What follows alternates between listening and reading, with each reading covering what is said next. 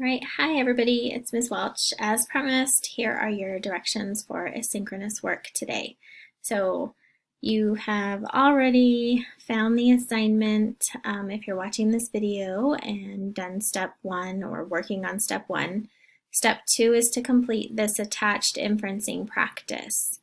And don't forget to turn this in when completed because this is going to count as your attendance for the class period.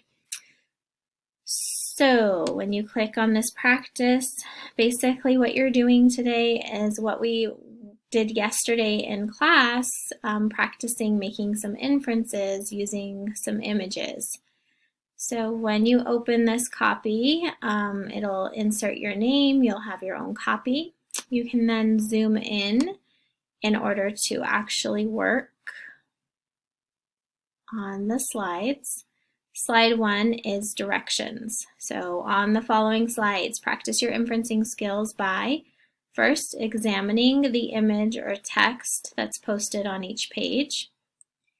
Then you'll have a table where you state your inference. You can try to answer one of the guiding questions that I've posted for you to help you write your statement if that's needed, but you need to make some sort of inference. Then you're going to explain why you made the inference you did, what is your background knowledge and evidence to support your inference. Please remember to write incomplete sentences, okay? As 7th graders, you really need to get in this habit of capital letters to begin my sentence, correct punctuation to end, okay, even though we're on the computer. Please do that. If you have spelling errors, it's really easy to fix on the computer.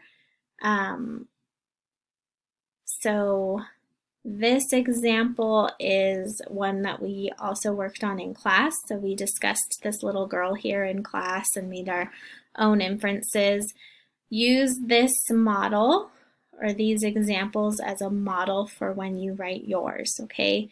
So I went ahead and I took some ideas that were discussed in some of the classes today.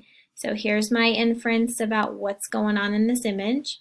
I infer the girl in the image just got in a fight at school and is happy about it, perhaps because she stood up to a school bully. Then my support using evidence.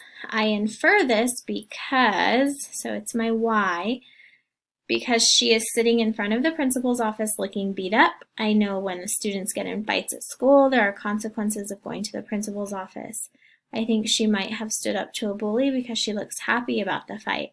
I know it feels good to stand up to those who do wrong. So I've expanded on why I made this inference using evidence, using background knowledge, okay? Inferences use both of these things. When you continue on to the next page, this is your time to work, your time to share your inferences, okay? So for example, this first page is titled Andy's Room. I'm sure this is familiar to many of you. Below the image is some guiding questions. These you can use to help you come up with an inference. You do not have to answer all of these questions, but you can answer one or more to come up with your inference statement if they help you, okay? So you are going to make your inference here. You should be able to click on this chart, double click to highlight, or highlight the words, replace this text with your inference, and then explain your inference, the because, the why, what evidence and background knowledge led you to this inference, okay? You can go back and review my example if needed. So that's it. You're going to go work through these images. You're going to work through the text. I've put a couple of social studies, history related images in here as well. But that is what you are practicing today.